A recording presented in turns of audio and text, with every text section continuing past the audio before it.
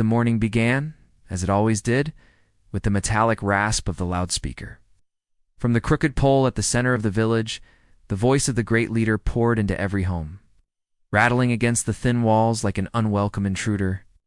It was the same slogans as yesterday and the day before, promising glory, sacrifice, and eternal vigilance. To Kalsu, the words meant nothing but another day of hunger. He rose from his straw mat carefully so as not to wake Moran or the baby. His body ached with the stiffness of another night without enough warmth, but worse than the chill was the emptiness gnawing at his stomach. His lips cracked as he pulled on his patched jacket already stiff with frost.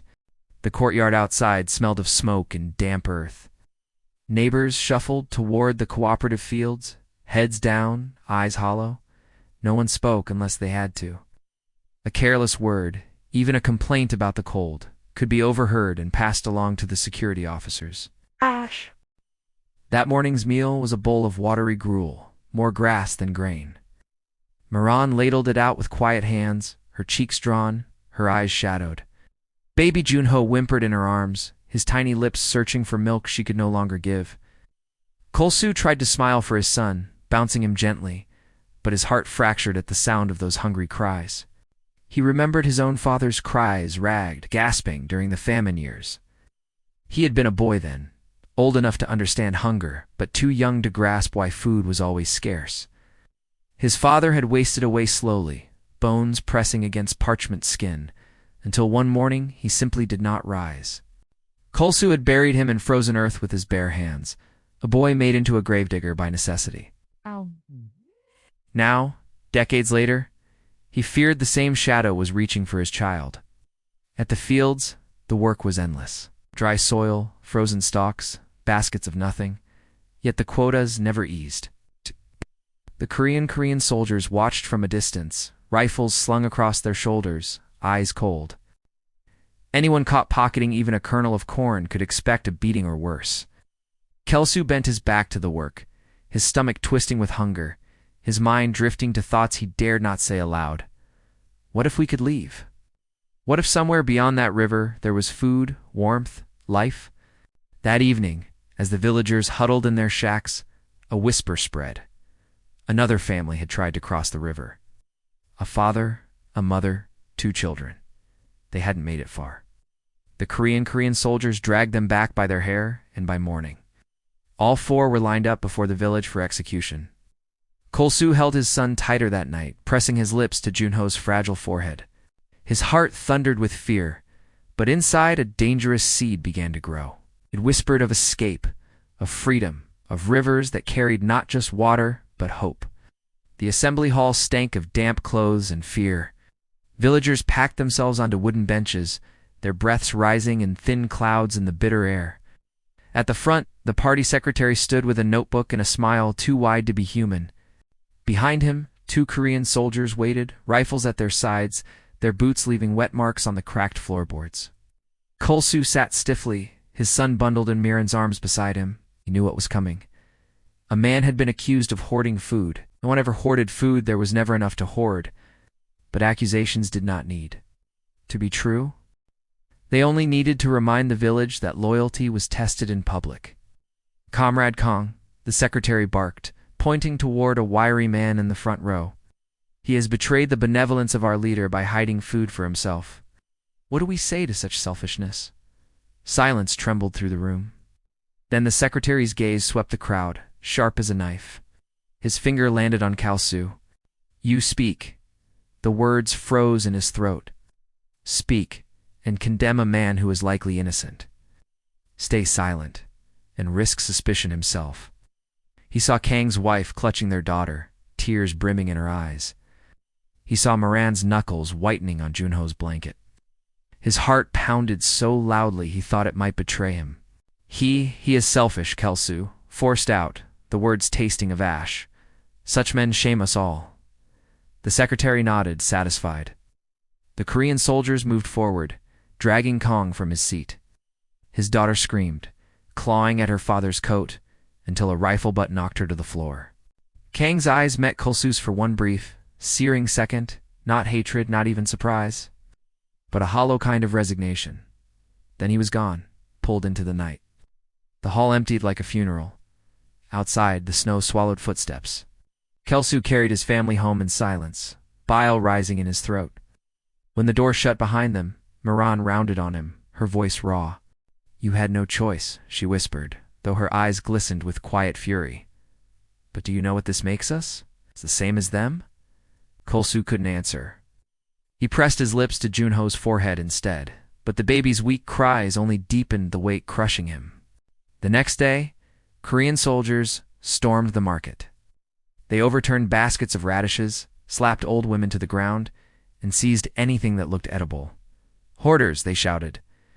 Their rifles gleamed in the pale light. Kelsu watched as a gray-haired woman begged for mercy, only to be kicked, until she lay still in the snow.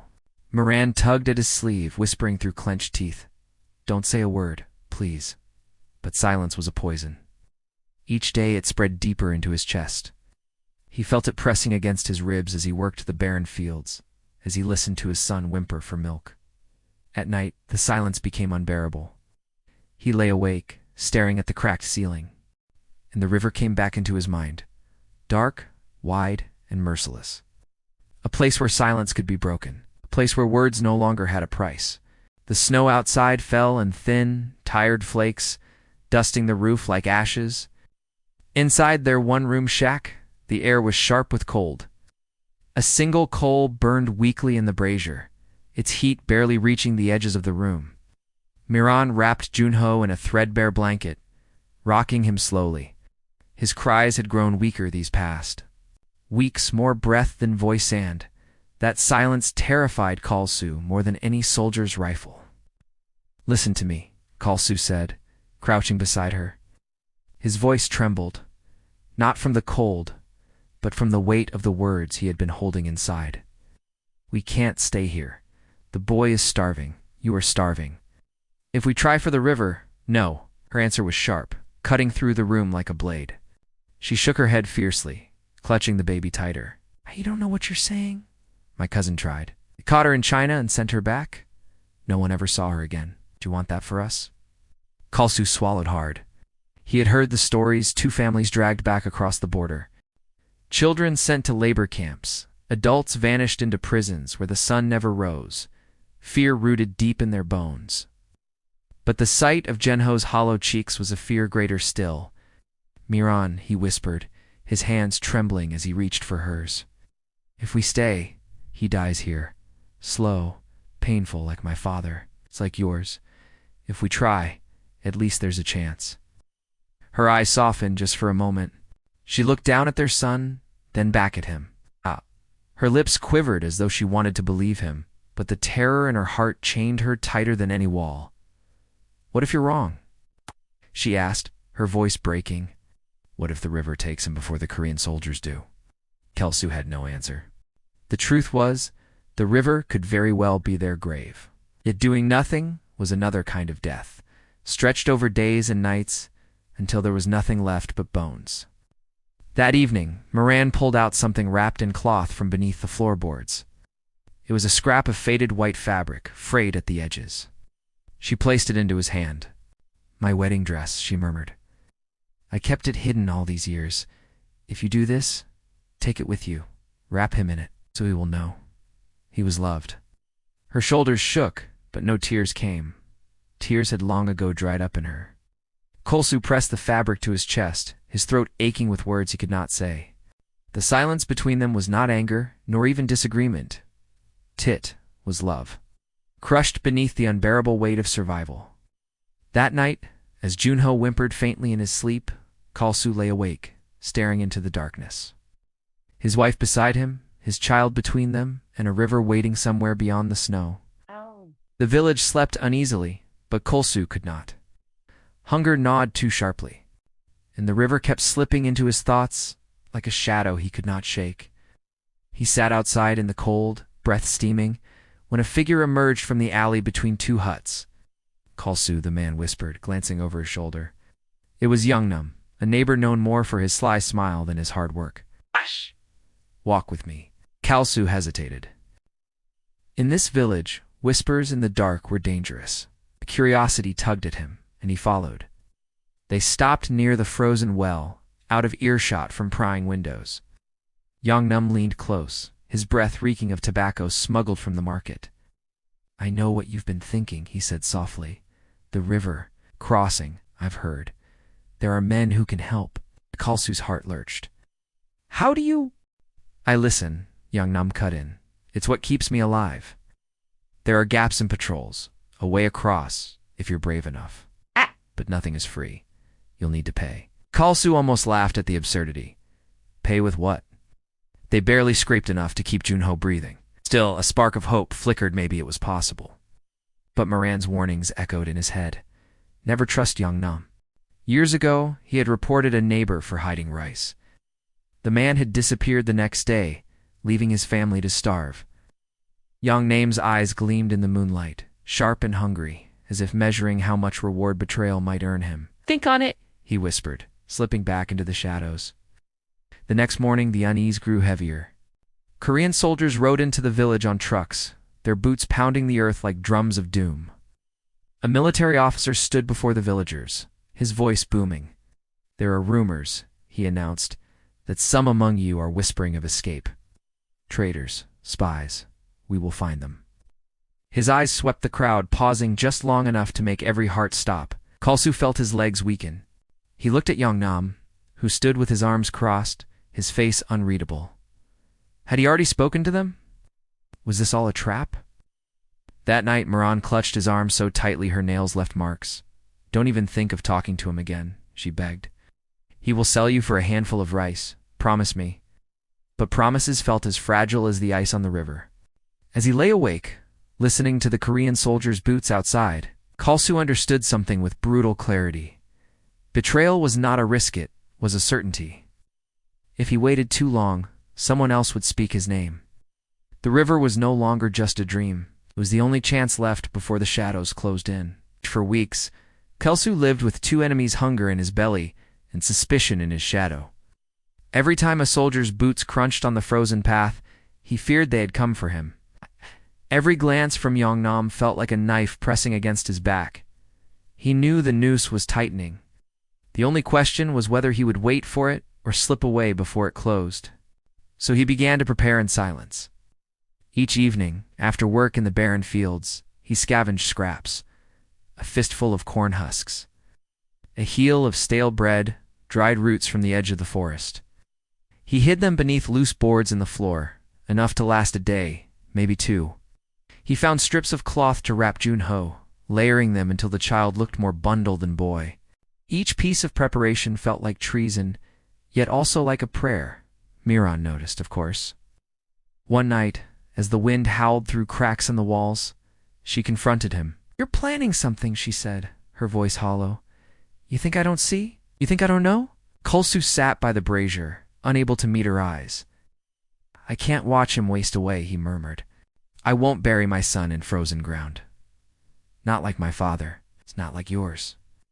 Her hands trembled as she clutched the baby to her chest. "And what if they catch you? What if they drag you back in chains? Do you want Junho to grow up without his father?" He reached for her hand, but she pulled it away. The silence between them ached worse than words. That night, long after she had lain down, Moran spoke into the darkness. "I can't go with you." The words struck like a blade. He turned toward her, disbelief carved on his face. "I don't have the strength," she whispered. "I can't watch what they'll do if they catch us, but you," her voice broke. "Take him. Take Junho. Give him the life we cannot give here." Tears stung his eyes, but none fell. He could not waste water on grief. He could only nod, his throat too tight for words. 2 nights later, the moon was a thin sickle above the horizon. The patrol lights swept lazily along the far bank, their arcs predictable now. Kalsu had studied them long enough to know. He bundled Junho tightly in Miran's wedding cloth, kissed his wife one last time, and stepped into the biting night. Each footstep toward the river felt like a betrayal and a salvation, all at once. Behind him, Moran's silent sobs lingered in the frost. Ahead, the river waited, black and endless. The river glistened black beneath the moonlight. Ow. Its surface broken by shifting plates of ice that groaned and cracked in the silence. The air itself seemed to freeze inside Kalsu's lungs as he crouched among the reeds, clutching Junho to his chest. The baby stirred, a faint whimper muffled in the folds of cloth. "Hush, my son," he whispered, his lips trembling. "Just a little longer. Just hold on." On the far bank, patrol lights swept across the snow. The soldiers laughed, their voices drifting faintly through the night. He had studied their rhythm. 2 minutes to turn, a blind spot, when the light faced east. That was his window. He waded into the water. The cold struck like knives, cutting into his legs, his chest, his bones. His breath vanished, stolen by the shock. He tightened his grip on Junho, pressing the baby's tiny body against his skin for warmth. Step by step, he pushed forward, the water rising to his waist, his ribs, his shoulders. The current tugged at him like unseen hands. Halfway across, the river roared louder, crashing against the ice. His muscles cramped, his body screaming to stop. He forced his mind to focus only on the bundle in his arms. For him, for Junho, just a little farther. Then a shout rang out. The beam of a searchlight sliced across the water. Gunfire split the night, bullets smacking into the current, spraying icy fountains all around him. Kalsu's heart seized. He ducked low, nearly submerging, clutching the baby above the surface. He staggered forward, every step agony. And then it happened. The cloth in his arms shifted, slick with river water. His grip slipped. No. His scream tore through the darkness as Yonho slid from his arms, swallowed by the rushing current. A tiny cry, thin and fleeting, rose into the night, then was gone. The black water closed over him, and the river took everything. Kalsu lunged wildly, clawing at the current, but the icy weight dragged him down. Bullets cracked above his head. His body convulsed with cold and despair. Somehow, through sheer instinct, he pushed forward, stumbling until his knees struck mud. He collapsed onto the far bank, coughing up water, his chest heaving. The reeds hid him, but nothing could hide the emptiness in his arms. He stared at them. At the space where Junho should have been, and his mind refused to believe. The cloth was gone. The warmth was gone. The sun was gone. A scream rose from deep inside him, raw and broken, but the river swallowed it whole. He pressed his face into the frozen earth, his tears indistinguishable from the icy spray still clinging to his skin. The river had carried him to freedom, but it had stolen his soul along the way. When morning broke, the river was no gentler than it had been in the night. Black waters rolled on, as if mocking him, indifferent to the life it had swallowed whole. Kalsu lay curled in the reeds on the Chinese side, his body shaking violently, not only from the cold, but from the gaping hole in his chest where his son had been. For a long time, he could not move. His arms were locked around emptiness, muscles cramped from clinging to nothing. He kept expecting to feel Junho's warmth against his chest, to hear that thin cry, to smell the faint sweetness of a baby's skin. Instead, there was only silence, cruel and infinite. When at last he staggered to his feet, his body swayed like a tree ready to fall. His clothes were stiff with frozen river water, his lips cracked and blue. He stumbled across barren fields, the foreign earth beneath him feeling unreal, as though he had stepped into a dream already broken.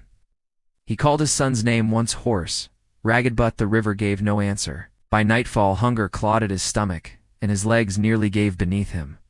He collapsed beside a barn, the smell of hay sharp in his nose. He barely noticed the door creak open. An old farmer stood there, lantern in hand, his lined face unreadable. For a moment, Kalsu braced for betrayal for soldiers, for iron chains dragging him back. Instead, the man simply sighed, as though he had seen such suffering before. "Come," the farmer said, in a language broken but kind.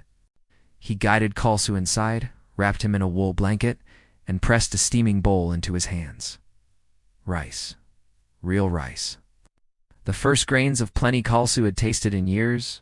He wept into the bowl, the hot tears stinging his frostbitten cheeks. But grief choked even hunger. He set the food down, untouched, staring at his trembling hands. What right did he have to eat when his son lay beneath the river's ice? That night, as he lay in the straw, fever burning in his body, he dreamt of Junho. Not drowning, not crying, just smiling, a faint light on his tiny face. The dream broke him all over again. By dawn, a thought darker than the river itself gnawed at him.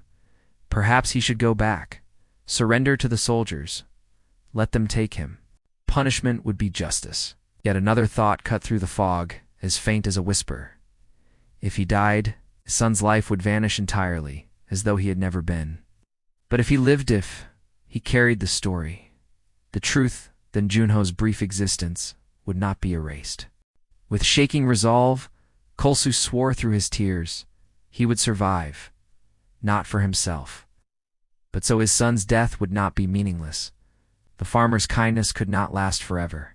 Within days, whispers spread that strangers were being sought by police in nearby towns. Chinese authorities did not see defectors as refugees. They were illegal migrants, to be caught and returned like stray cattle. And return meant prison camps, torture, death. So Kalsu moved on, traveled by night, slipping between barns and abandoned sheds, surviving on scraps of food given by those brave enough to help him. Every face he saw was a question: mercy or betrayal? Some offered rice, some turned away, and some narrowed their eyes with suspicion that chilled him more than the wind. Once, in a darkened storeroom, he met others like himself. A young woman with frostbitten hands whispered of the sister she'd left behind in Hamhong. A boy barely 14 said his father had been shot on the riverbank while he ran. Their stories were like shards of the same broken mirror, each reflecting pain, loss, and desperation. Together they huddled for warmth. But in the morning, they scattered, too dangerous to travel in groups. Still, their voices lingered in Kalsu's mind. He was not alone in grief, but danger stalked him at every step. One night, as he slept in the loft of a barn, he was jolted awake by the pounding of boots. Shouts echoed through the village. Searchlights swept across the fields, police. His heart raced as he pressed himself into the straw. A beam of light pierced the cracks in the wood, sliding across his face. He held his breath, every muscle rigid. The voices came closer, Chinese words he didn't understand. But the meaning was clear enough. Capture. Deportation. Death. At the last moment, the lights moved on. He scrambled down, slipping out the back, and fled barefoot across frozen fields. The ground tore at his soles. The cold sliced into his skin, but fear drove him faster than hunger ever had. By the time he collapsed in a ditch miles away, his body shook with exhaustion, his lips purple. Lying there, he thought of Junho again, of how he had carried him through the same darkness, whispering hope into ears too small to understand. Now those whispers were all that carried him forward. In moments of stolen safety, he caught glimpses of another world. A child laughing in the courtyard of a Chinese home. Bowls of steaming rice and pork set on tables he dared not approach.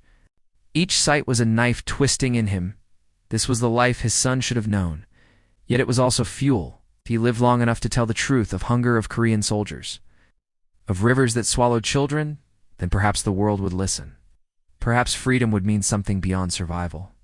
And so, hunted and hollow, Kolsu forced himself onward, one trembling step at a time. After weeks of running like a hunted animal, Kalsu's path finally crossed with something different, mercy organized, not accidental.